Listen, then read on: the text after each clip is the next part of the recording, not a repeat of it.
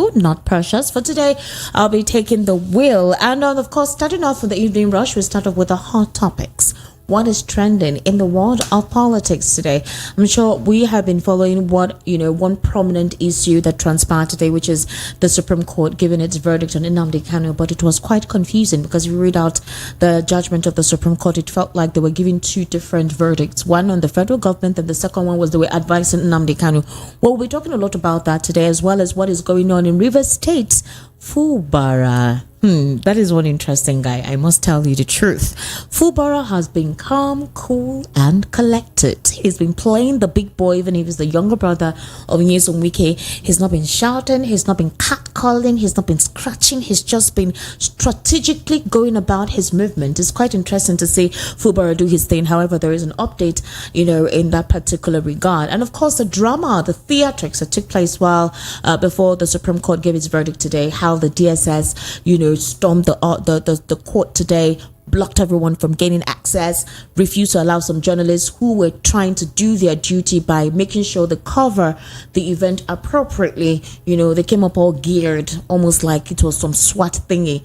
Well, anyway, eventually we saw what transpired, and I'm glad that everywhere is calm at the moment. Also, lawmakers are commending the CDS over effort against insecurity. That's an interesting way to look at it. Also, Ijaw group, they are tackling President Bola Ahmed Tinubu.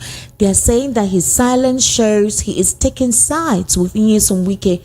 Meanwhile, 2 days ago, the federal government, through the Minister of Information and Orientation, Mohammed Idris, said that the federal government was distancing itself. Specifically, though, President Bola Ahmed Tinubu was distancing himself from the imbroglio currently taking place in Rivers State. In fact, he's saying he's not showing support to anybody, and I'm sure they feel that the entire impasse will be resolved between Nyesom Wike and Fubara. Fubara is telling investors that Rivers State is calm and that there's no need for anyone to be afraid. They should come and do what they need to do by investing in the state. Also, the Bayelsa APC supporters, they're accusing the party's National Working Committee of abandoning Temipra Silva. Temipra Silva case is quite interesting if we want to look at it. We'll talk about that later in the program, but it's how this man was the minister of a very, very important, sensitive sector. Then he thought that he could run to become a governor, and then eventually we've not been hearing anything about him. And then you raise up a group of people to put it out in the press that you've been abandoned. Nobody's talking about you. What did you expect? How? Especially considering the fact that you were not even given the go-ahead onto the last minute before INEC said, okay, fine, you can go ahead and do what you need to do, possibly a day before the off-cycle election. That's another tremendous thing that we'll be looking into today on the evening rush, starting off with the hot topics. These are basically the hot topics that we're looking at today. And of course, you do know that the federal government, especially Kadovo, that is the new CBN governor, blamed Godwin Emefiele for the Naira scarcity. It's quite surprising. Emefiele has been going through when either the DSS custody, EFCC custody, he's been back and forth. They've been playing tennis with Emefiele, and they're eventually blaming him for the recent Naira scarcity. How? All right, we'll look into that while the program continues. Okay, so if you are joining us, or if you're just joining us for the first time, we're streaming live on YouTube. So go on YouTube. It's at VOP 90.3 FM. Yes, the program is the Evening Rush. VOP 90.3 FM. Subscribe. If you haven't subscribed, kindly subscribe, and then of course join us live and virtually be part of the conversation. Also, you can actually send your messages or send your messages actually for now before we open the phone lines to 0700 903 9039. So you can send your messages on that particular WhatsApp platform, as well as send your comments on YouTube, because we're currently streaming live. However, let me introduce my guests in the studio who will be joining me to assess most of the hot topics this evening. I'll be introducing right here in the studio Mr. David Obi. Mr. David Obi is a political and social affairs commentator. He's also a broadcast journalist, headed several radio stations across Nigeria. I'm speaking with a seasoned journalist, so I need you to get yourself prepared, because he's giving us a complete, comprehensive breakdown on these topical issues that will be discussed on the Evening Rush. So I need you to get yourself ready, get yourself prepared to properly be educated in all the political machinations that have been taking place in the country. Also, who will be joining us via the telephone, and that is Kelly Ikemenjima. Kelly, I hope I called your name right. Kelly, did I call your name right? Well, not exactly, but it's Ikemenjima. Okay, Ikemenjima. Okay, Kelly Ikemenjima. Yes, Kelly Ikemenjima too. He's a journalist as well, and he'll be giving us his own political and social affairs commentator too. He'll be giving us his perspective on the issues and the hot topic as we'll discuss them this evening. All right. So make sure that you do not miss the conversation on the evening rush today, and of course, definitely we'll open the phone lines for you to join and follow up with what we're talking about. First off, let's look at the Supreme Court ruling today, Mr. David Obi. It's important for us to look into it because I got a little bit confused. I talked about it earlier when the story first of all broke out at 12 o'clock. Also, in the World News at 6, I spoke with Mr. Darlington because he's very heated when it comes to issues like this. The Supreme Court gave two different verdicts on this ruling today. And at the end of the day, the idea is they advised Nnamdi Kanu to go back to the High Court and refile another suit against the federal government. They called it, he should institute a civil action against the government. They should comment from there. Others said it's a good thing because the apex court would, if they give a ruling, there is nothing more again after that. But it's quite confusing. First of all, this is what they said. They said that although Nnamdi Kanu was illegally brought back to Nigeria from Kenya when he jumped bail, that the development could not have divested the trial court of the jurisdiction to continue.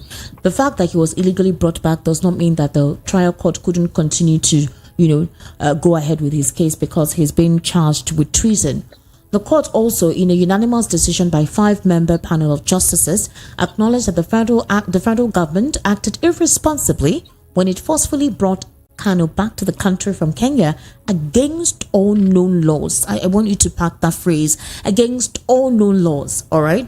Also, according to the same Supreme Court, there is no legislation in the country that stripped the trial court of the jurisdiction to go ahead with Kanu's case despite the illegal action the federal government took against him. Again, illegal action the federal government took against him. I'm not exonerating Kanu here. Whatever case he's on, if they have the evidence against him, but it's a huge case. It's treason, all right?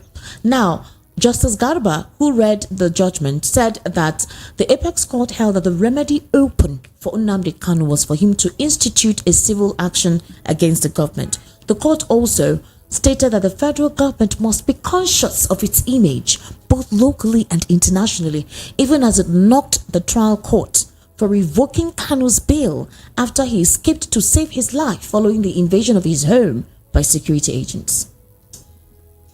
Thank you very much, Esther, for having me on the Voice of People's FM today.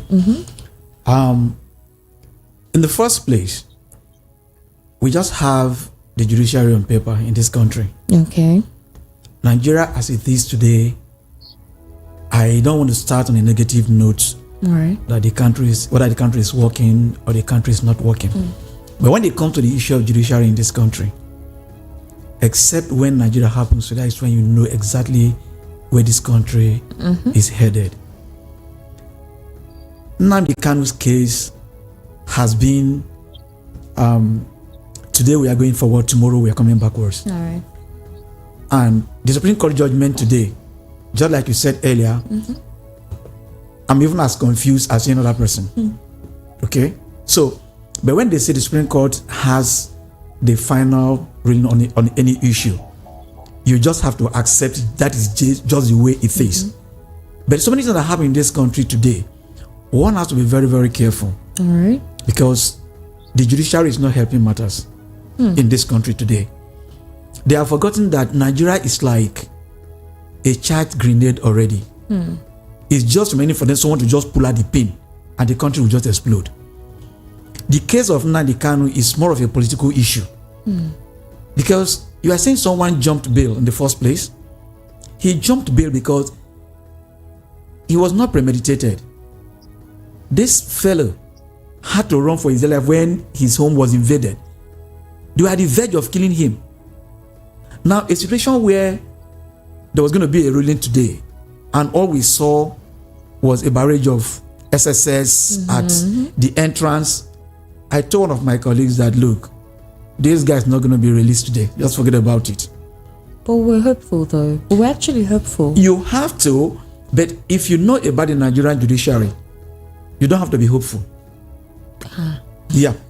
Because the Nigerian judiciary doesn't even go by the law. They don't even read the law anymore. They just look at your face. Oh, I don't like Esther's face. Why are you smiling because you are in court? Are you supposed to smile because you are in court? And they just give a sign and anything goes. You understand? So, if Nnamdi Kanu's case, or if Nnamdi Kanu as a person were to be from the other side of the divide, I don't want to go into more details about that. His case would have been a different ballgame entirely. You know? But you are saying in one hand that the federal government acted irresponsibly. On this other side, you are advising him to do this. Why not call a spade rather than calling a spade a farming implement? Listen, this is what is supposed to be done, and the whole world will now move forward. When you say they should become because of their image internationally, Nigeria don't even have image. There is no image. Because if you're talking about image, you should be conscious of what you are doing in your own country, because the whole world is listening. They are watching what is going on. Today, companies are leaving Nigeria. Nobody is actually finding out why they are leaving. And all the government is doing is just stopping some set of media houses not to attend their conferences. They bar them because they're not doing their bidding. They want everybody to report exactly what they wanted to report. More like doing the PR for government. No. The world must know what is happening. You get the point. So, but what is happening with Nnamdi Kanu's case is just going to continue to be a running case. I just pray that it doesn't stay there, or the case doesn't start. I mean, they don't have to decide on this case, you know, say maybe at the end of next year. Because constitutionally and statutorily, he has stayed beyond what he is supposed to stay. This country is such a country that even when you take the government to court, the government cannot even obey any court ruling or any court judgment. But they expect you to obey the court ruling or court judgment or whatever court pronouncement that is made. And they will tell you the court has the final verdict. But they will go beyond and tell the judiciary, this is what you have to do. And so they can just come with one more technicalities, and at the end of the day, it just happened like that. So let Nigeria not happen, because if Nigeria happens to you, you won't even want this country to understand. All right, thank you so much. Mr. Kelly, are you still with us? Yes, I'm here. All right, Mr. Kelly, thank you. I don't know if you remember, before the Supreme Court gave its date today for the verdict, we heard that, what do you call him, Peter Rumba of Enugu State, Charles Chukwuma Sowudo of Anambra State, a couple of political stalwarts in the southeast, and others, they actually gone to see President Bola Ahmed Tinubu. They tried to speak with him and plead with him to how he could possibly intervene in this matter, speak with the Attorney General of the Federation to drop the case against Nnamdi Kanu so that there will be resolute peace in the southeast, just like what happened with Sunday Igboho. And I recall that Nnamdi, what do you call him, the governor of Enugu State, as well as the governor of Anambra State, they said that there could be shorties for him. They would ensure that if he needs to appear in court, he appears, he doesn't run out of the country, you know, he's able to represent where he needs to be represented. They're not going to have an ordeal where they will look for him at any point in time. Why is the president delaying in doing that? Well, the truth of the matter, in my own thinking, one cannot assume to know what's in the mind of the president. The issue of Nnamdi Kanu is a very touchy one. I do understand. The Supreme Court ruling today, for me, has made it clearer. There are two issues now. Southeast leaders are calling for a political solution to this impasse. Yes. That's what the Southeast leaders they are calling for. And the president can actually do that. He can decide to withdraw the case and say the federal government has decided not to continue prosecution. They can do that. But there's also the other part where crime was committed. These crimes are said to be treasonable, and we want him to stand trial on the basis of that. Okay. Now, if you go back to, just as the journalist was equally saying, yes, when the Court of Appeal gave their ruling, they said a major issue, how was it brought back to Nigeria? Yes. Since the federal government was unable to explain to the satisfaction of the court how Nnamdi Kanu was brought back to Nigeria to stand trial for the alleged offenses that they say he committed against Nigerian people and the Nigerian state as well as Nigerian government, the court found it unsatisfactory, to put it that way, to look at the merit of the case, but to argue on technicality. On the basis of that, they initially said, allow this man go. So when the federal government filed their appeal to say, oh, there are more cases at the Supreme Court, the Court of Appeal sort of reversed itself and declared a stay of execution on their own judgment. Okay. I feel strongly that what the Supreme Court has done today, they've made it clear on two grounds. First ground is we believe there's a trial. If the laws of our country doesn't say, for the fact that we question how someone was brought into a country, it doesn't exempt that person from answering to alleged offenses that have been lined up against him. I feel this gives Nnamdi Kanu a good chance, because if he gets a political solution, the president decides to pardon him, there'll be conditions. He'll be living his life always watching over his back. What is going to happen now? Am I going in violation of the conditions? You remember the case of Abaribe stood as shorty for him at the time, right, if I recall correctly, and when he was nowhere to be found, they said he had done bail. Abaribe almost stood a chance of losing some of his properties that he has put forward as a surety for Nnamdi Kanu. Right. So rather than go through that same circle, I know the incarceration has been a while. I do understand also to a large extent that our legal process is not the snap of the finger. It takes a while. It does. It does take a while. The fact of the matter is, if they've accused him of stuff, it's necessary that he gets his day in court. Yes, we know that technicalities, it's really part of our jurisprudence. But if he gets in court and they say there are 7 things that you have committed, on this count, we have evidence against you. And his lawyers can argue to the contrary that those evidence are not enough for him to be arrested, prosecuted, therefore they should be thrown out. Let him have his day in court. And like the Supreme Court said, which you rightly equally mentioned, in this case, you that you were snatched away from the country where you were. You can sue the government for it. There are cases where Nnamdi Kanu has sued the government and the courts are ruling in his favor. Okay. So why don't we test this situation to the latter and see what the outcome would be? That's my viewing of this. I know he has a lot of followership. Okay. People have said if you release him, there may be peace in the southeast. That cannot be guaranteed. Okay. You have rogue elements claiming to be IPOB, masquerading under his leadership and wreaking all sorts of havoc in the southeast. I do understand it, but releasing Nnamdi Kanu on one hand doesn't guarantee that you would have peace in the southeast. So I look at this whole thing, it's not a complicated maze. I do feel that if you accuse me of 3, 4, 5 things, yes, there are gaps in the law. There are areas in the law that one could use to just escape answering too many questions and you gain your freedom. But the Supreme Court, which is a court of policy, has made a pronouncement today.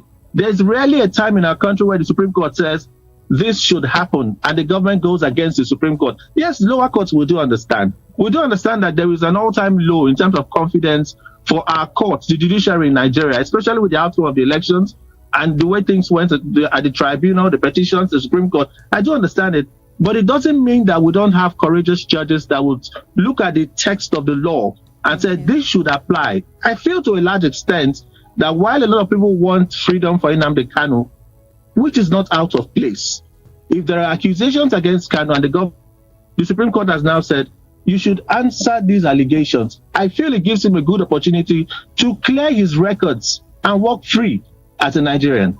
All right, thank you, Kelly. That's aptly put. Thank you so much. You really spoke objectively on this matter. All right, Kelly, let me take you to Rivers State because that's also another hot pot in the political arena.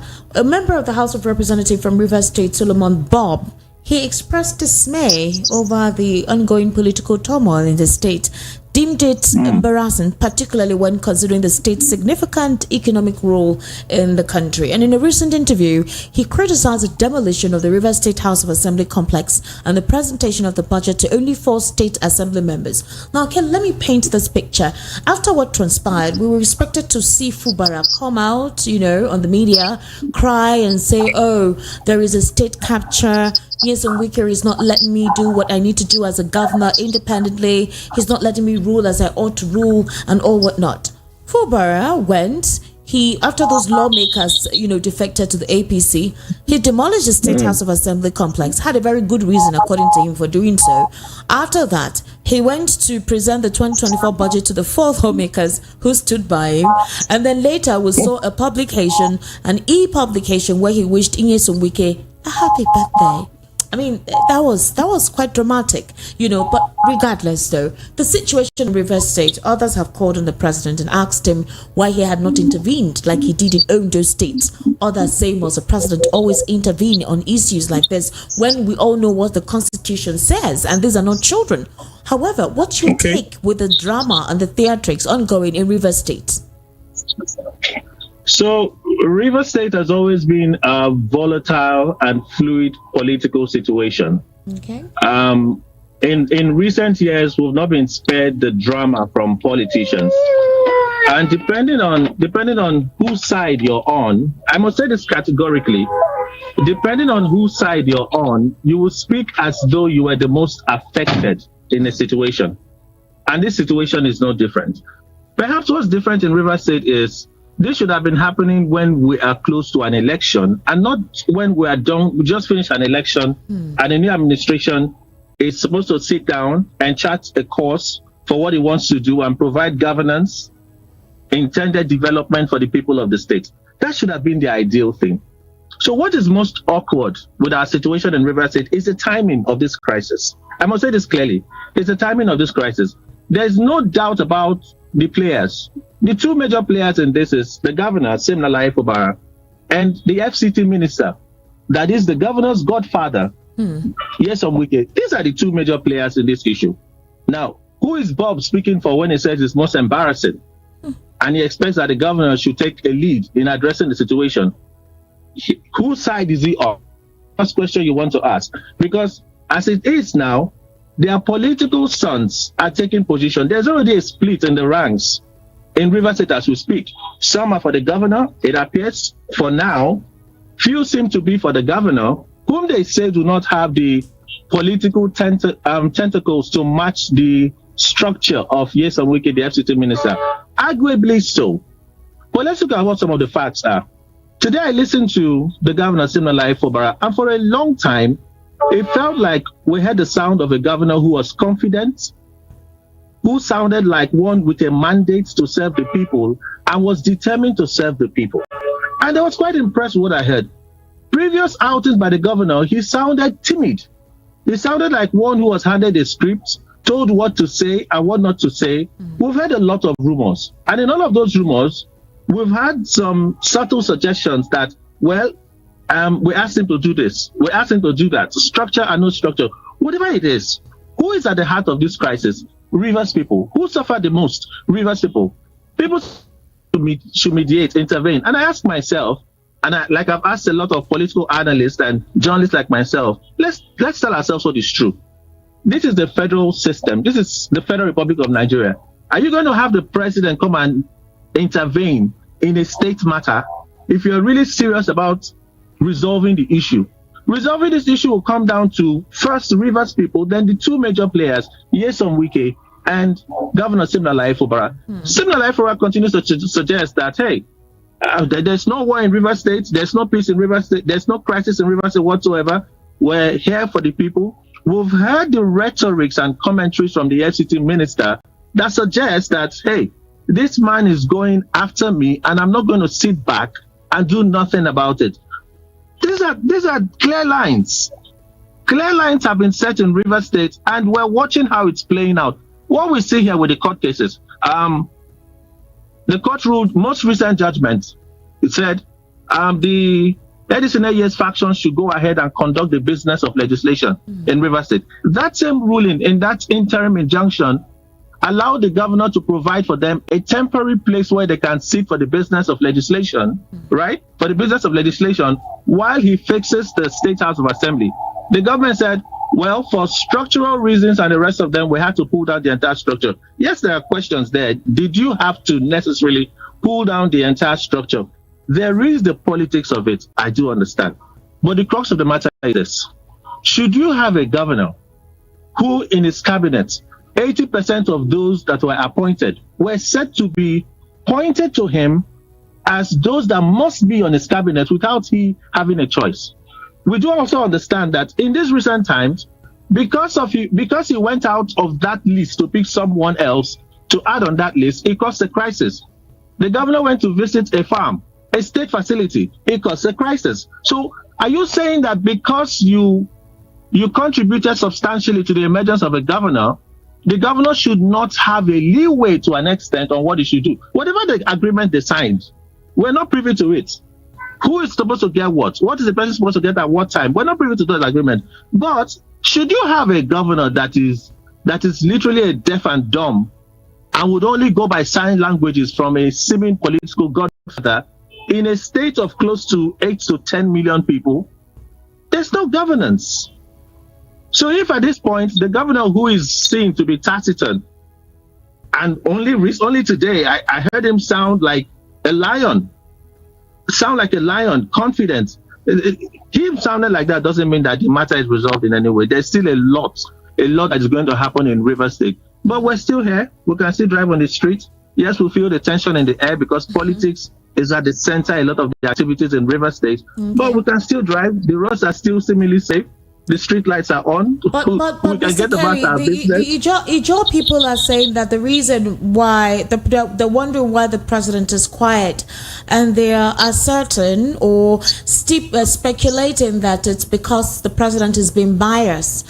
They expected him to have interfered like he did in Ondo State. But you recall the president tried to reconcile Fubara and Wike initially, especially after a section of the State House of Assembly was burnt down. So what more could the president have done? Perhaps the president could speak to the FCT minister. You know, we've been hearing really that the president intervened, but we don't have details. When the president makes a statement, it is usually signed by his national advisor. No, but he invited both of them to Aso Rock at the time. No. We saw that in the media, and Fubara actually did apologize. Fubara also said that Wike was his elder brother. Just suppose this situation with the case of Ondo State, where the governor had a meeting with the governors and key government functionaries in Ondo State, and it was televised. Okay. It was televised. We knew what the agreements were to a large extent. And even though we questioned the fact that the president would literally mandate or speak to an elected deputy governor to say that if you do anything contrary to this agreement we've had, there is an undated resignation letter that applies immediately, which is a serious problem in a democracy. We should be asking ourselves, how can a president get to that position? It's suggestive that the president has become a lord in this country. But in the case of Ondo State, we had it televised. We knew. We heard people speak. We heard the SSG speak. Other persons spoke. We heard it clearly. Now, in Rivers State, do we hear? No. There was no statement from Ajuri Ngelale suggesting that these were the words of the president in this matter. No. The president could have just told them, gentlemen, calm down. This is not the time for us to do this. Let's stabilize our government and move on. Yes, on Wike, calm down. Similarly, for Barack, calm down. This may have been the words of the president, for all we know. But calling the president right now to say you need to do something, your silence. We look too much at the president and forget that there are individuals in their units that are capable of causing real unrest. Why don't we see how we can tame them? How can we tame them? Security agencies should be neutral. Is there a court order that says do not use this facility? You don't provide security for them to go and use the facility. The president can intervene in that regard. Don't do that. Is there a court order? You have court order from courts of same jurisdiction, right? In the state. Which one are you obeying? Who is violating the laws of our land? The president, as the president of the commander, as the commander of the Federal Republic of Nigeria, the custodian of our law can look at it and say, no, we're breaking our law. There's too much politics in Nigeria And until we address the politics that we play, it may be difficult for these issues to go away. Today is Rivers State we're talking about. At some point, it was Lagos State. Perhaps it was better managed in Lagos State. In the case of Ambode, when we talk about on those states, the governor had to literally write that my situation is a bit terrible. I need to get back to Germany to take further treatment. How is it that the governor is not available in a state for months, and yet the deputy governor cannot assume the roles of the governor in an acting capacity in a democracy? There are questions there. So it's not just Rivers State. There's a problem with the politics that we play in Nigeria, and we see it in every state once there is a crisis. All right, Mr. Kelly, thank you so much. Wow, like really, I could continue to listen to you over and over, explain these issues as aptly as you're contextualizing them. I sincerely do appreciate you helping to, give us your perspective, especially on the issue in Rivers State. Mr. David, thank you. Let's also consider, there are some pointers that Mr. Kelly mentioned. Mr. Kelly mentioned the fact that the way politics is operated here, it's so brazen, and they do not even strategically do it in such a way that you can defend some of their machinations with the Constitution. They go all out of the Constitution and nobody does anything about it. People just do whatever it is they like, and it's almost like we're operating in a government that does not have a Constitution that guides them, that guides their operation.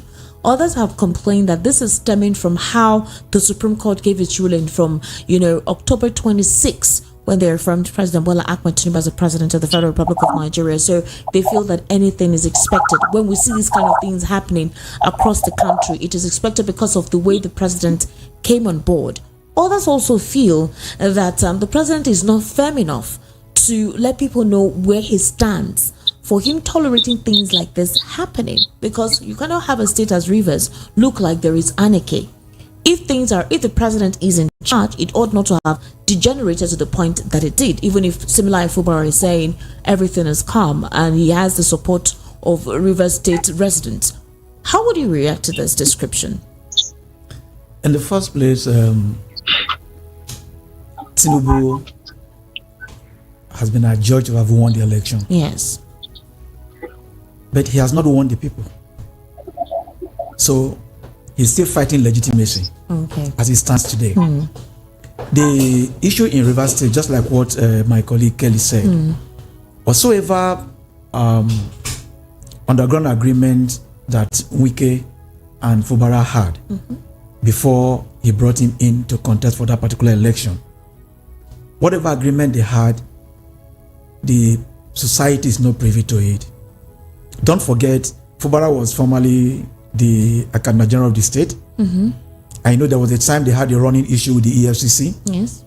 Then Wike, in his own wisdom, felt Fubara should be the one to succeed him. In the first place, we should be able to find out where the likes of Wike is coming from. Many people just knew Wike when Wike was the councilman for the local government. He became chief of staff to Governor Amechi then. Then after the first tenure, I think Amechi felt that some of them were becoming too big for him. So he now presented at the federal level. He became a junior minister of education. Still within that 4 years, he became the substantive senior minister of education. And after that, coming back again.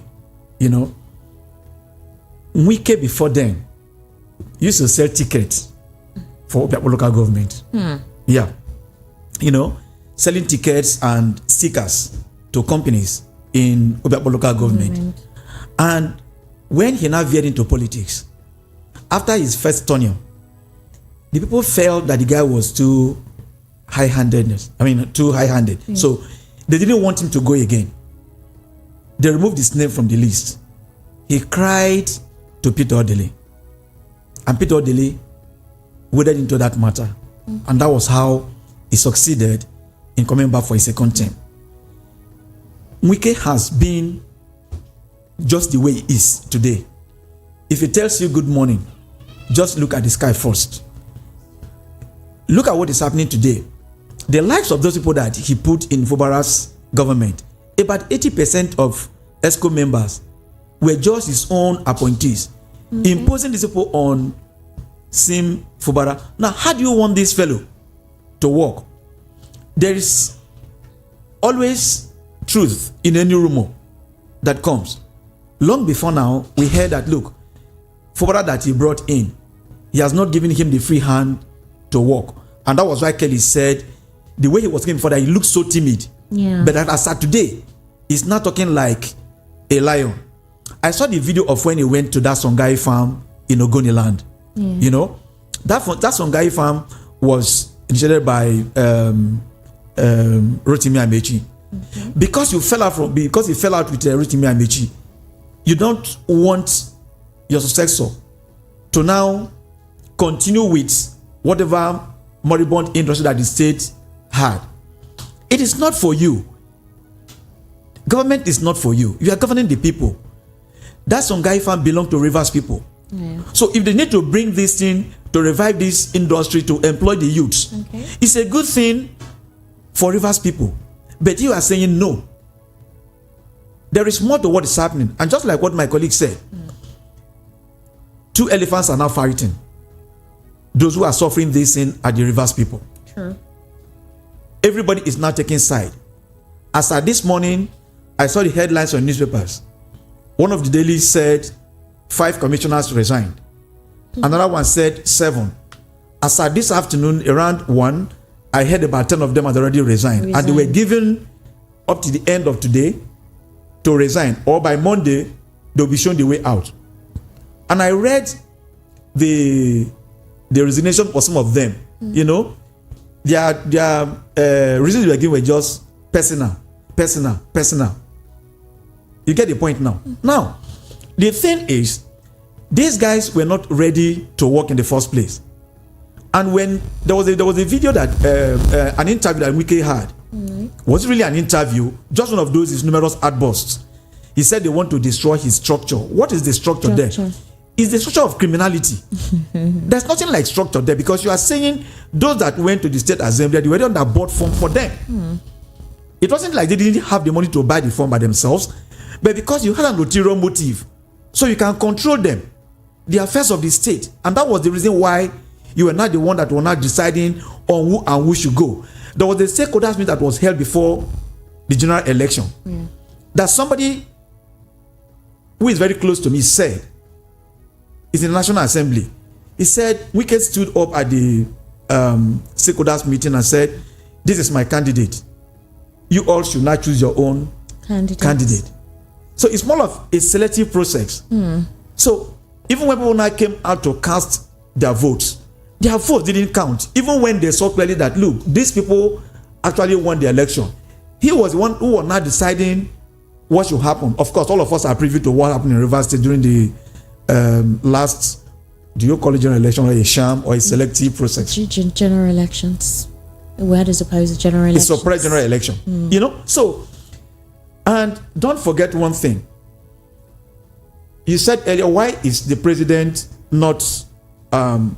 Why did he not intervene, yes, as he solidly did? He did twice or 3 times in the case of Ondo. And I said, what he's doing is that the man is fighting legitimacy first.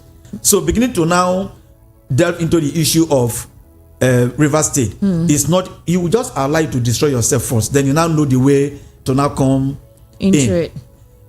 Wike didn't just go to join force with Tinubu for nothing. I remember there was a video before the election. Someone in the sitting room was recording him when he was talking with another person on the other side of the phone and saying, now that I'm going to come and I'm going to bring people from the National Assembly and the State Assembly, what is there for me, as in for him? Yes. And he now changed again and said, for us. So it wasn't really for us, it was for him. And don't forget what Adams Oshomole said. If you have sinned and you join the APC, your sins are forgiven you. So whatsoever thing he's doing in Rivers State today is just what he wants the state to be. He wants to be the one that will call the shot. All right, Mr. David, I want us to talk about one more thing as quickly as possible, Okay. Before we open the phone lines. All right.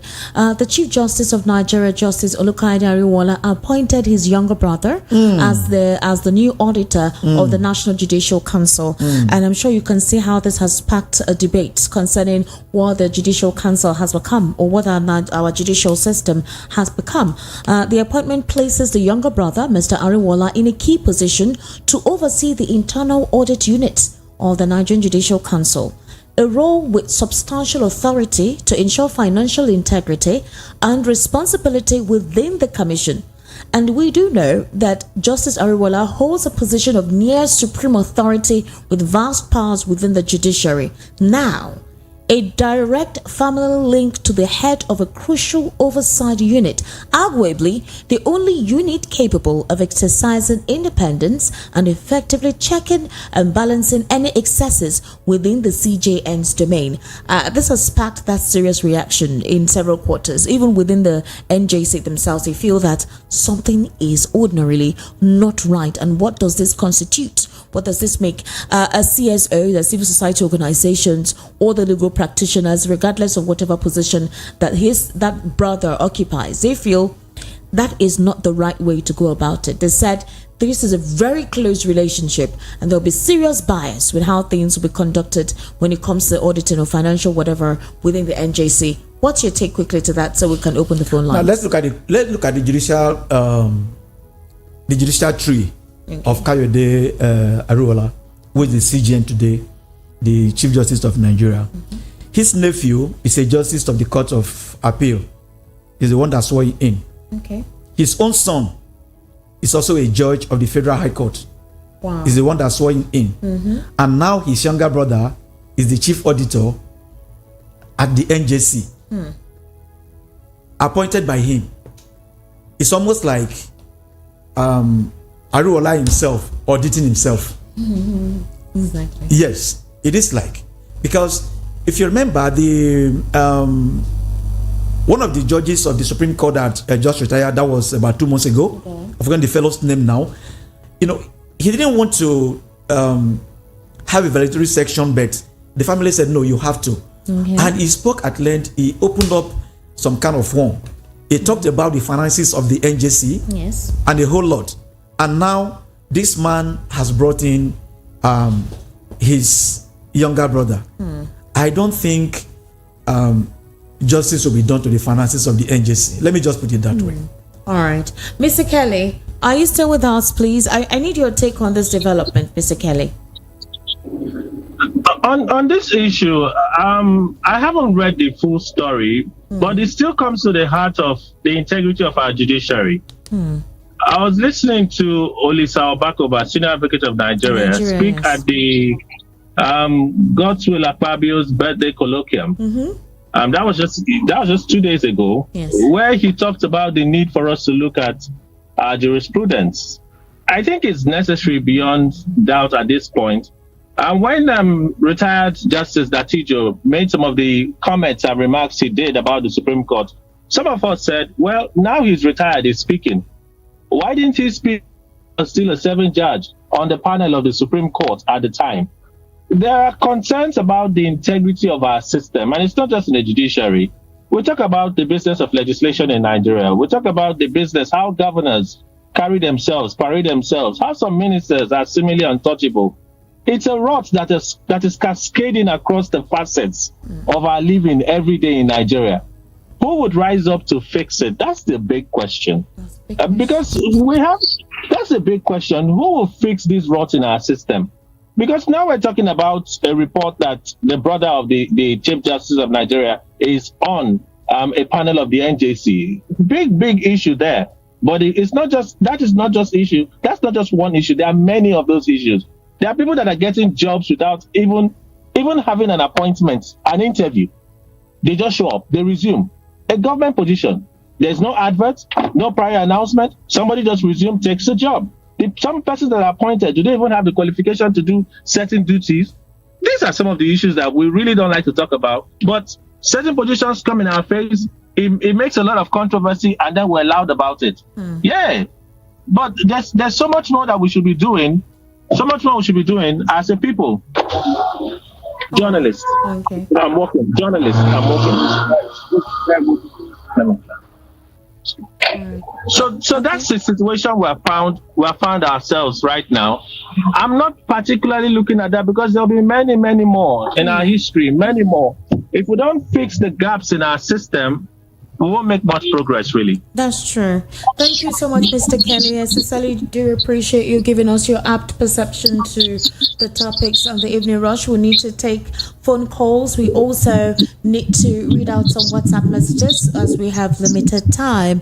Okay, so you can be part of the conversation. The number to call is 0700 903 903 903. Hello, welcome to the evening rush. What's your name and location, please?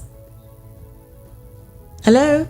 All right, 0700 903 903 903. That's the number to call, 0700 903 903 903. And the WhatsApp number is 0700 903 9039. Hello. Hello, good evening. Evening, how are Hello, you? good evening, Esther. Yes. I'm good. What's your name, My name please? is Biga. My name is Mr. Biga. Mr. Big. Mr. Bigger. Compliment to the season. It's been a long Thank time. you. All right, Mr. Bigger, please go ahead. Yes. Esther, I think something very tragic happens to Nigeria today.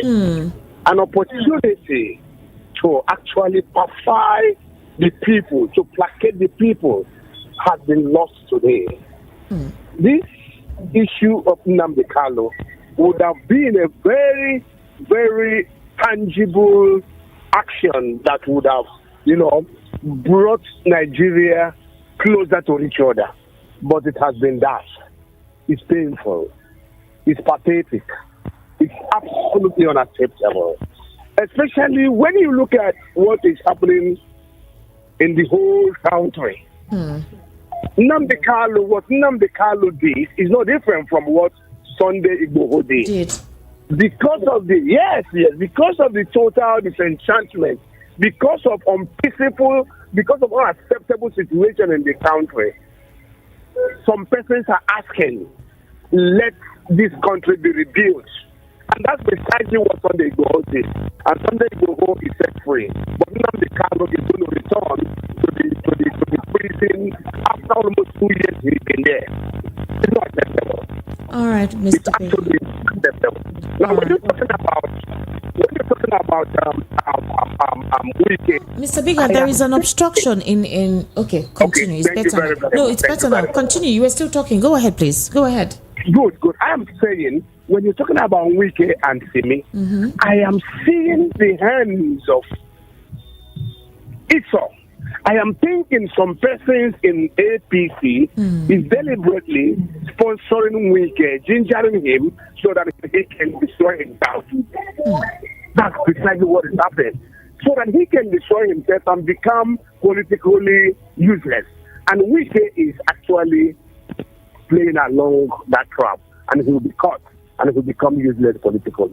Thank you, very Mr. much. Biggie. Thank you so much. 0700 903 903 903. 0700 903 903 903. The WhatsApp number is 0700 903 9039. Hello? Hello? Hello? Okay. Hello? I can't hear you. All right. Hello? Good evening. Hello, good evening. Hello, good evening. Yes, good evening. Name and location, please. My name is Mr. Amadi calling from Eji. All right, Mr. See Amadi. where we are. You see where we are crying in this nation. Since there's no constitution, you see the way the judiciary is doing. You see the way the politicians are doing. You look everything. You see, where are we heading to? Well, everybody looking onto president as if we don't have constitution to handle all these things. As if we don't have the security agencies. Right. When such a thing happens, he said, let us go to Mr. President. When we have constitution to handle all these things, if the system is all good, the Hello? Oh, the connection is being poor. I can't properly hear you again. Okay, please kindly call back 0700 903 903 903. That is the number to call, 0700 903 903 903. The WhatsApp number is 0700 903 9039. Hello. Hello. Hello. Good evening. Hello. Yeah, good evening. Yes. Good evening. Name and location, please. Rich from Germany. Thank you very much. Rich. Your guests, they have spoken very well about Nnamdi Kanu. It's just very unfortunate that Nigeria is. I don't know what to call Nigeria today, but I don't want to use a foul, name. But it's very, very absurd, very appalling that a man who has spent 2 years in the not even in the prison, but in a cell, in a very deep cell of the DSS, has no access to his doctors, has no access to his lawyers and family. After 2 years, the Supreme Court couldn't say exactly the crime of this man. The Supreme Court referred this man back to the appeal court that discharged and acquitted him. After, and this guy went, at least appeal court tried him for a very long time. They couldn't find anything against him. They discharged him. Now the Supreme Court has sent this man back to the same court that discharged him. I don't understand what is happening in Nigeria. Are we not in 24th century? Are we not in 24th century? This is very upsetting. Honestly, very upsetting. Okay, let me ask now. So that means the prosecutors will go back and start searching for evidences I don't understand this thing. Again. Exactly. So what are we talking about? Does it mean 2 years and they didn't find anything on him? Now the prosecutor is going back and searching for another evidence to nail him or what? Look, let me tell you, here in Germany, rendition is a horrible crime. Rendition. Let me tell you, recently, Belarus government, they adopted somebody on a plane, a journalist who is anti-government or a critic, and they adopted this woman, and immediately America, UK, European Union sanctions Belarus. As we speak. They expel all the diplomats, all the Belarus diplomats from EU. They expel them. A rendition is a horrible crime. Here in Germany, a prosecutor cannot even tap your phone without getting a warrant from the judge. The judge must give any prosecutor, any police, a warrant to listen to your telephone, discourse. Talk less of capturing you, rendition you. Lastly, during George Bush Jr. presidency, those guys, he renditioned from Afghanistan and other places. Do you know how much damages the America paid to those people? Do you know how many of them that America paid? Millions of dollars in damages, because that's a horrible crime. And Nigeria committed this crime, and the Supreme Court couldn't say, discharge this man because of the crime he committed against him. Umaru Diko, the same thing happened to Umaru Diko, and Nigeria under Buhari, and Nigeria suffered. In fact, UK severed the relationship with Nigeria because General Buhari then wanted to kidnap Umaru Diko from London back to Nigeria. What are we talking about? Because this man is just, I don't want to use a foul word, but I'm so disgusted. Thank you. God bless you. Thank you so much. Thank you for calling. Actually, he was very descriptive in his perception to the issue. 0700 903 903 903. That is the number for you to call. Hello. Hello, good evening, sir. Evening. Name and location, please. Hi, Precious. Precious is fine. She's indisposed. She has a sore throat. Don't worry. You will hear from her on Monday. Okay, well, thank God. Yes. Kanu issue. Kanu issue will be politicized. You did not tell me your name, please. Okay, my name is Moses Abelasa. All right, go ahead, please.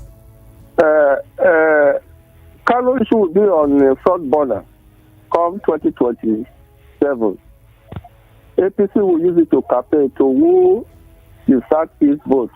Are you predicting that he'll be in prison till 2027?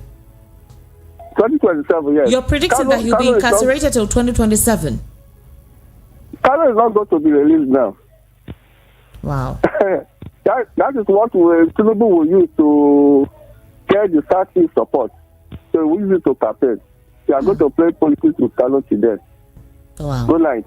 Thank you. Good night. Thank you for calling 0700 903 903 903. That is the number to call 0700 903 903 903, and the WhatsApp number is 0700 903 903. Now, please, if you're within Nigeria, I would implore you to call the number 0700 903 903 903. But if you're outside the country, of course, you can call the WhatsApp number. The WhatsApp number is for you to send your messages, and for those outside the country who want to be part of the conversation, to call in. All right, 0700 903 903 903. That is the number to call, and the WhatsApp number is 0700 903 9039. Now let's read some of your messages.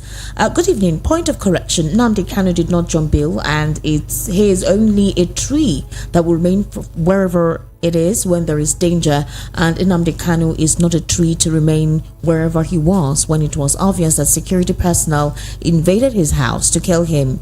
Leo from Lagos. Supreme Court justices should release innocent Nnamdi Kanu because he committed no crime.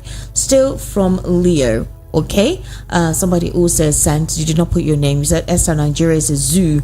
All right. Okay, so good. Okay, no.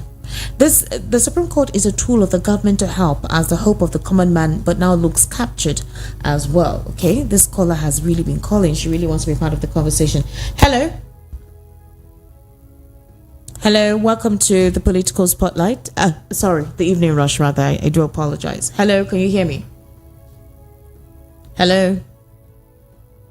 Hello. Hello. Esther, good evening. Evening, yes, evening. What's your name, please, and location? The women in Nigeria in your studio. My name is Ugo. Ugo. All right, Ugo, how are you? Yeah, I'm fine, Esther. Well done, job. Thank you. My question is simple. You can now see clear that there is no election in River State. That everybody was planted. Just as Wike was saying that he fought through. I fought to buy their ticket. I fought to put them there. So instead of democracy, instead of voting, they were fighting. And you can see where his strength is almost pinned now.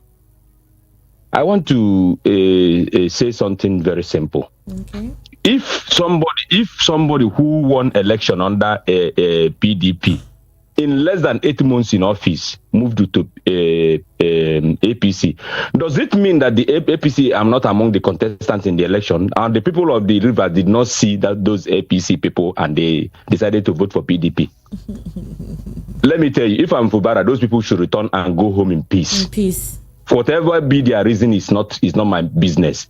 Because had it been that they have spent 3 years and a half in office, it will be reasonable. But this shows that it's clearly visible that those people they don't have any agenda. Then finally, to Nnamdi Kanu case, I don't know the kind of twist the federal government bind themselves with what they have said today, just as they did during the time of presidential final verdict in court. Supreme Court verdict. You understand? And in written document, what they gave Obi did not actually came up lockout. And this is the country where you are asking people to come and invest. Even those of us that are in our overseas are not even ready to bring our pen back home anymore. And you are calling other people who don't have brother, they don't have sister, they are not in any way attached to Nigeria. They are not even have cars. You are calling them to come and invest. It's quite unfortunate. Greet that young man for me for being transparent and very sincere. Oh, thank you. I love sincere people. Yes. And it is not difficult to say the truth. Yes. And when you see a man who is speaking the truth, he doesn't struggle with words. God bless him. All right. Thank you very much. Thank you for calling, Mr. David. Thank you so much. You can hear that they love your objective analysis. You are Mr. Kelly. Thank you so much. Hello, good evening. Welcome to the Evening Rush. Oh, we've lost that call. 0700 903 903 903 0700 903 903 903. That is the number to call. Hello. Good evening, ma'am. Yes, evening. Welcome to the Evening Rush. What's your name? My name is I'm calling from Wishi. All right, please go ahead. So what I'm saying is that let this Nigeria government release Nnamdi Kanu, because what they're doing now is not good. Let them release Nnamdi Kanu so that let us know whether peace should be in this country or not. How they're going that man is not good. That is my own opinion. All right. Thank you. All right, let me read out your comments on YouTube. Asave says Nigeria is a very dangerous country for any investor to go and invest their hard-earned money. Soon Nigeria will become worse than Zimbabwe under Mugabe. All right. Also, Olori Collins says not close to 2 years. David Agamoor says Sunday Igboho and Nnamdi Kanu did the same wrong but different judgment. Now, wow. Olori Collins says Kanu has been there for 2 years and some months now. And Tunex Engineering Services said Nnamdi Kanu will never know freedom. He also says, you see my people defending evil and barbaric act committed by a criminal, Nnamdi Kanu. All right. He also says Tinubu won without Southeast vote. He doesn't need your vote to win second term. Andy Ikengwonu says, good evening. I said it here that Nnamdi Kanu won't be released. It's unfortunate that Nnamdi Kanu will still spend a very long time in that dungeon. The federal government is making him a hero. All right, let me read some of your WhatsApp messages. Evening, Esther and the guest. There is a saying, when the purpose of a thing is not known, abuse or misuse is inevitable. Who is a betrayer between Wike and Fubara? Atiku and Wike, Akeredolu and Deputy Obaseki and Deputy Tinubu and Ambody. This godfatherism fighting their godson. Is this democracy? Nigerian state has turned to loyalty, now cash and carry, objection, now mortuary. Everybody gets agenda with their mercenary enterprise. How will there be development when somebody must report to you before developing a state? Example is Lagos government and his Ogar in Abuja. That is why Lagos is backward. Can you compare when Fashola and Ambode and Jakonde govern Lagos? Reverse is what is being experienced. All right. And that is why Lagos, no independent thinking just because of godfatherism. It's a shame. The worst of us is ruling the best of us. Truly, there was a country. Dio from Fagba. Dio, thank you, but that was a very long one. Do try to make it shorter next time.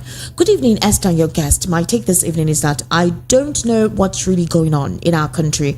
There are the one proposed the law, but there are the ones breaking down the law. In the case of Mazen Nnamdi Kanu, Judiciary have given judgment for him to be released, but federal government disobeyed court order.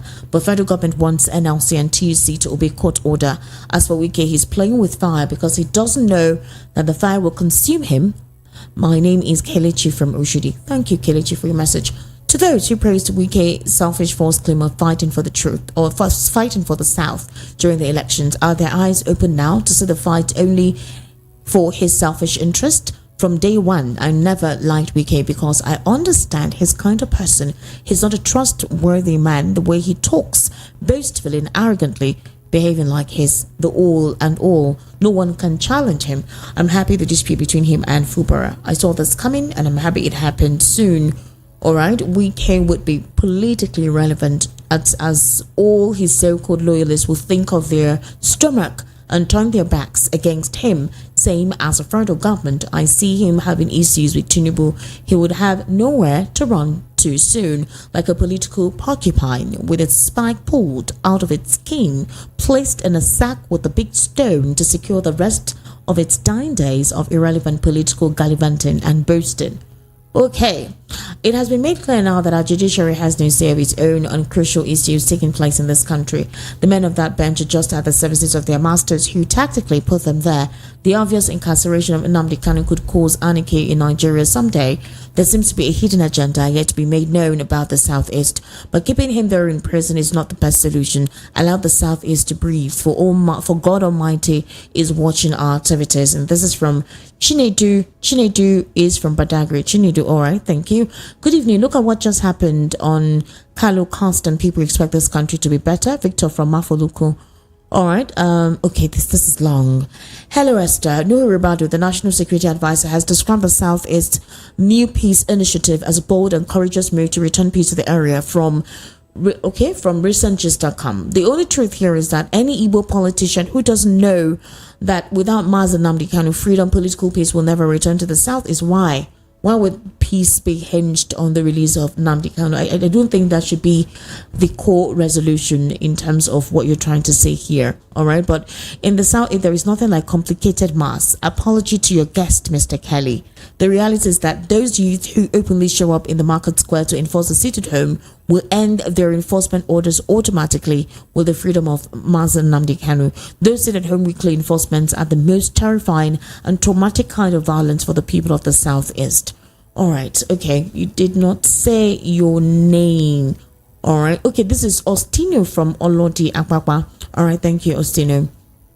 And of course, good evening, Esther. I will firstly thank the guest, Mr. Kelly, for his good analysis on the Supreme Court verdict on Nnamdi Kanu. I'm not confused at the Supreme Court judgment today. It simply says the mode of Kanu's rendition should not automatically discard the case before him, and he still has room for redress. Yinka from Ifakoijai. Thank you, Yika, for that. Wow, I needed to read most of the WhatsApp messages, so it doesn't seem like we're not taking your messages. Okay, so good evening, Esther. Where are those people that back Mazen Kanu both home and abroad? This is the time they have to rise and come to his aid and rescue him. Chukwuka from Ojo. Rescue him how? What should they do? Good evening, Esther. As far as I'm concerned, Nigeria has been turned into a toy. The most painful aspect of it is the whole world has turned Nigeria to a laughingstock. In Nigeria today, the people are supposed to be behind the bar. They're working freely, while the innocents like Nnamdi Kanu is being held hostage. The Nigerian judiciary should remember that life is a stage. Those who are there today are surely not going to be there tomorrow. A word is enough for a wise. Good evening, Esther. We are watching the federal government playing their seasonal firm. Let them continue with what they are doing. It's obvious that one part of the country is being marginalized. Our government is above the law. The judiciary has lost its value. Esther, what is the hope of a common man? Soon you will hear there was a country prince, Iotek. All right. Hello, evening. Welcome to the Evening Rush. What's your name and location, please? No, good evening. Evening. How are you? Fine, Daddy. This is Anu calling from Isolo. All right, Anu, go ahead. Yeah, what I would say, Nnamdi Kanu is that I believe now federal government is using the federal power to prosecute demand. Because there is no way in the world that you will bring somebody inside the country without any paper, without anything. The person is just kidnapped. And the federal court has looked into the matter and given the federal government to release man, and they refuse because of the federal power when they have. The only thing where I say that maybe tomorrow, today another person is there, tomorrow someone will be there. Because when you see the truth and they are covering the truth, it's not good. It's unfair to suffering that young man because what that young man is saying about Nigeria is truth. That marginalization is too much, and the thing is still continue up to now. What is Nnamdi Kanu said and the way Sunday said? What is different? But Sunday is free today because of Nnamdi Kanu is on the other side. They are using technicality to be because of it from the other side. That's why federal government are using federal power to hold things. That's the only thing I see in that. All right. Thank you. Thank you. Yeah. Okay. Well, he's saying possibly that there are ethnic sentiments to the Supreme Court ruling. What's your take on that, as briefly as possible? Well, he didn't mention it as... but that's basically what he said the other side. That's exactly what he was trying to insinuate. Does it seem that way? Does it seem does the outlook, does it look like that? One of my friends will always tell me, one of my very dear colleagues will always tell me that a section of the country seems to be like they have been conquered. Okay. And that is the way the rest part of the country see them, you know, because if you look at the questions and contributions coming from various parts across the globe, you know, they all boil down to two issues. And basically, one is the issue of Nnamdi Kanu. Muhammadu Buhari didn't just want to touch that issue, and that was why he just allowed it to sail through and he passed it on to this administration. Exactly what Kelly said. If they were going to look at the political solution, asking the federal government to drop the case on Nnamdi Kanu and let him just go his way, the young man will still be walking on the street and watching over his shoulders because anything can happen.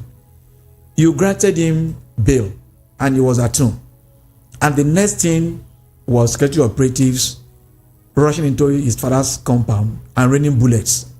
They shot and they killed certain people on that particular day. And the young man felt that, look, if I stay, I'm going to be, you know, I'm going to be dead. So why do I have to stay? Let me just find my level and leave this place. There were issues on how he actually left the country. Hello. Can you turn down the audio of your radio, please? It's important that you turn that down. Hello. Hello, good evening. Evening. What's your name, please, and where are you calling from? My name is Ijaw, calling from Morgan. All right, Ijaw, go ahead, please. The level of things that is happening in Nigeria today, I can't even explain it. You see, let me just come from the side of Wike. You see, what is waiting for Wike is bigger than him. What is waiting for him is bigger than him. When everything is coming around him, he will not even understand. Let's just leave that side. You see, Nigerian system these days. Ever since I even know my left to right in this country, I've never enjoyed this country for once. Okay. From one thing to another, from one bad news to another. From one government leave, and we think maybe when we vote for another one, things will be better. It will be more worse than the one that is. I'd never see this kind of country. I regret being Nigerian. I'm telling you. Don't regret. God made you to be born here for a reason. I saw all my possible best to leave this country. Never work for me. So that tells you that God knows that your destiny is here. You will make it. Don't worry. No. Just have faith. Oh, okay. Bye-bye. Nigeria is your country. Nigeria is our country. All right, let me read some messages here. Oh my God, this person has been very adamant. So I think I need to take this WhatsApp call. Hello. Hello.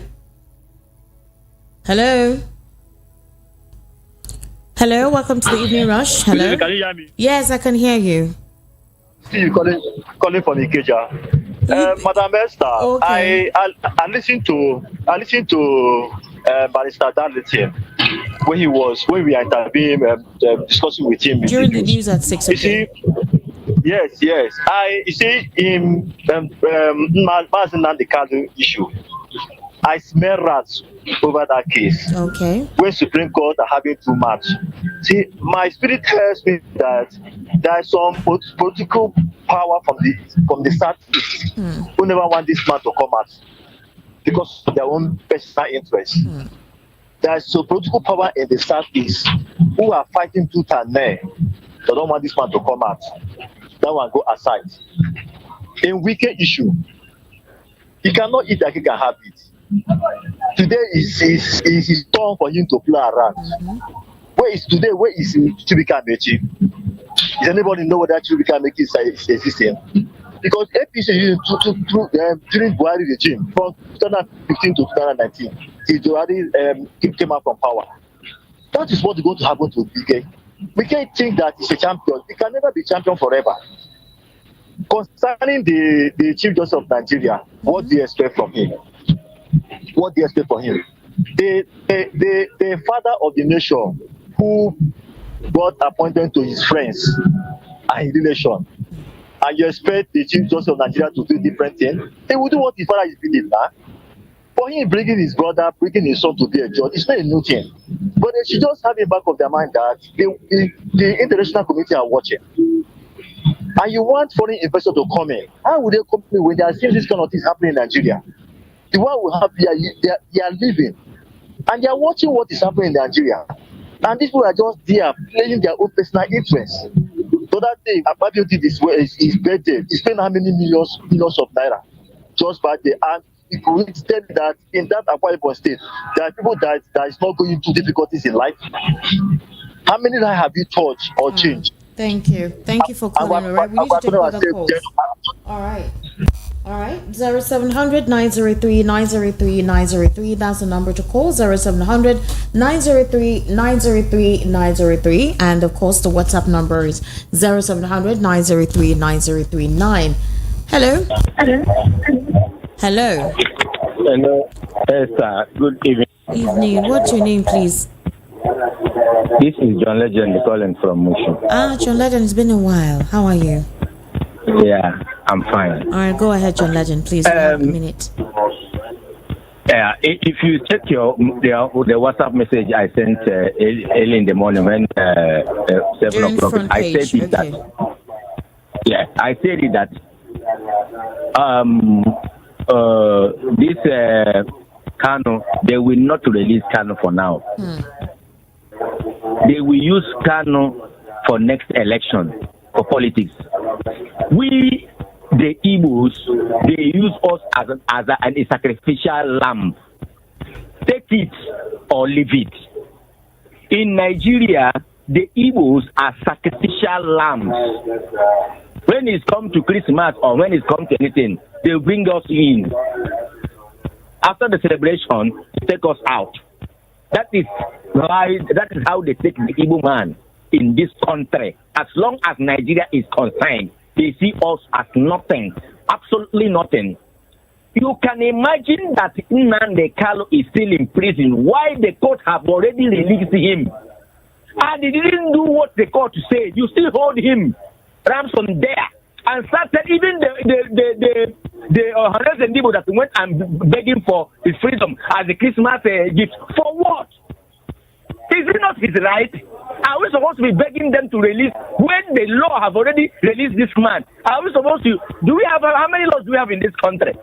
That this man has been released from the one. You are still holding. Is it not kidnapping? And you are asking me that you let the president release him. And that is kind of a word that I didn't know how to qualify it with. Does it mean that the Igbo man don't have rights in this country anymore? Or we don't want the election came. It is the turn for Igbo man to be president of Nigeria. They take it away from us.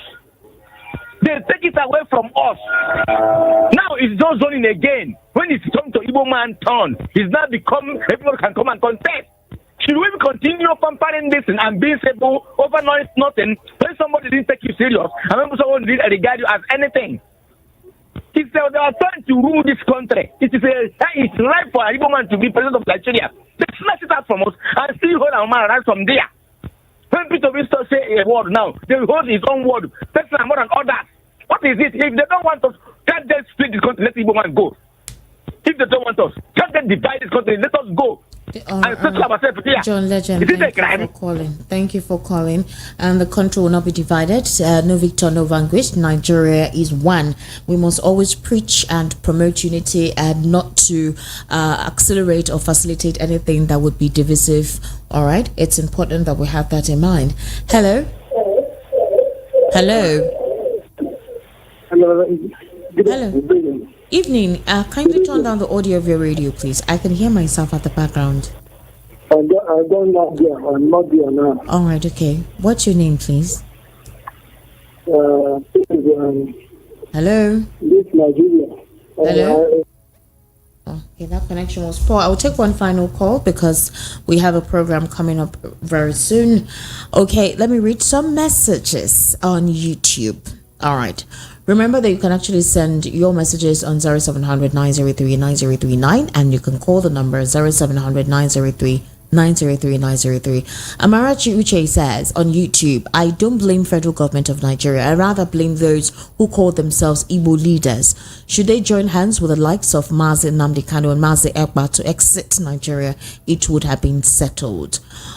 Threefold Chords wrote, we can continue to dance around injustice and bow to it, but we must remember that what goes around comes around. One day it will come around. Nigeria, okay, all right. I'm not going to read this. All right, let's not try to promote divisive comments. It's important. Okay, but he says Nigeria will never make progress with injustice everywhere. Emmanuel Forbo says, I feel so sad for my country, Nigeria. What did the Igbo people do to deserve this oppression from the federal government? Nafam says, good evening. When you release Boko boys, you kill people and damage property, but they are released as rehabilitation. We are all deceiving ourselves in this country. Igbos are seen as criminals. All right, surplus link. Thank you for that compliment. Igbo man says, Igbo people, our case is different in Nigeria. Okay. All right. Thank you for your messages. Let me take this call. Hello.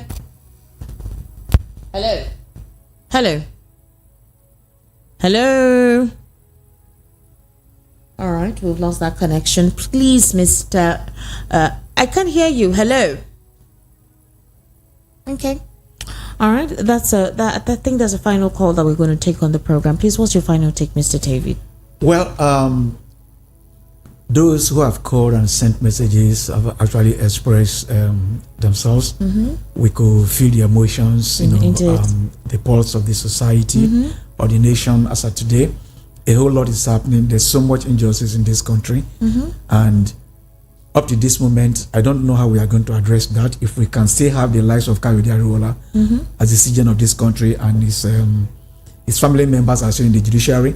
The same thing with the likes of the orderlies that they have their daughters still in the judiciary system and a whole lot. We can just be talking and continue to talk. And until we don't have the likes of Mahmoud Yakubu in INEC, we won't have a smooth sail in this country, because every sector of the society. One minute. You need to remember quick. Every sector of the society is basically riddled with corruption. If someone in the judiciary, which we usually say is the last of the common man, can take bribe, to change figures, you know what that means. The same with security operatives. If Emefiele is coming out of court today, DSS is at the gate waiting for him. When they take him out and they bring him back, EFC is waiting there for him. The same thing again with Nnamdi Kanu. And the issue of Wike, like the last one of the callers said, what is coming from Wike is bigger than him. When you sell your brother to a stranger, that stranger can never trust you. Fubara might look very dull, but he has the arsenal to bring Wike down. Okay. All right, thank you so much, Mr. David Obi. I sincerely do appreciate you so much.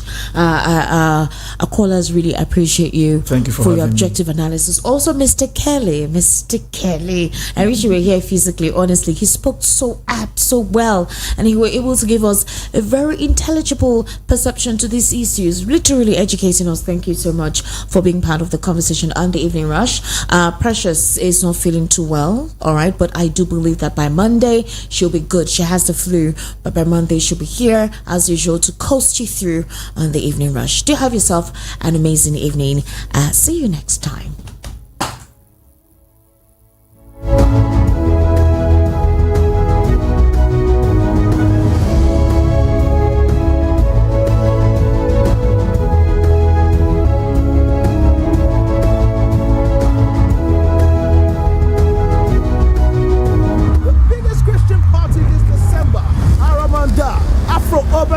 Festival featuring T.Y. Billy,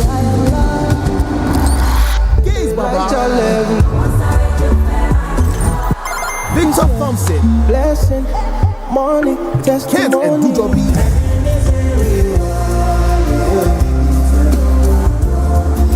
and Endless Ocean, Great Man Tackett, Romolua Tike, I Be Quick, Angelo, Peace Oni, Protec, Obaringi, I Baby Gong, Remas, and many others. Host Manolo Etuk and Black Boy MCM, Saturday, December 23rd, Landmark Event Center, 2 p.m. Tickets now selling at tix.africa/Aramanda23. Aramanda, new level unlocked. See you there. Are you looking for the perfect getaway? Look no further than the luxurious accommodations at Airport Golden Tulip Hotel, Lagos, number 42, Muritala Muhammad International Airport Road, Lagos. Relax and unwind in a beautifully appointed rooms featuring all the amenities you need for a comfortable stay. Whether you're traveling for business or pleasure, our attentive staff is here to ensure that your everyday need is met. We also offer complimentary pick-up and drop-off from the Lagos airport. Take advantage of our state-of-the-art fitness center, outdoor pool, and enjoy a delicious meal at our on-site restaurant. With stunning views, world-class service, and a prime location, Airport Golden Tulip Hotel, Lagos is the perfect choice for your next vacation or business trip. So, why wait? Book your stay today and experience ultimate in comfort and luxury at Airport Golden Tulip Hotel. For bookings and reservations, please call 0815-8003-333 or 0815-7003-333. You can visit our website at airportgoldentuliphotel.com. Airport Golden Tulip Hotel, where luxury meets comfort.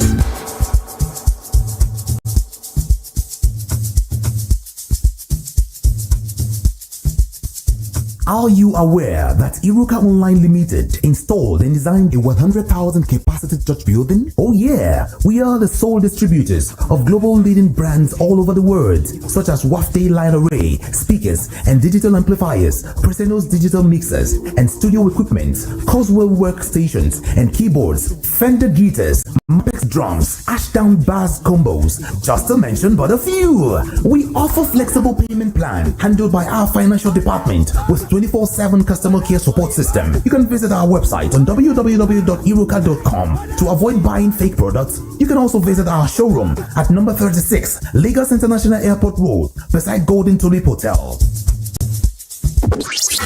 Iruka, never settle for less.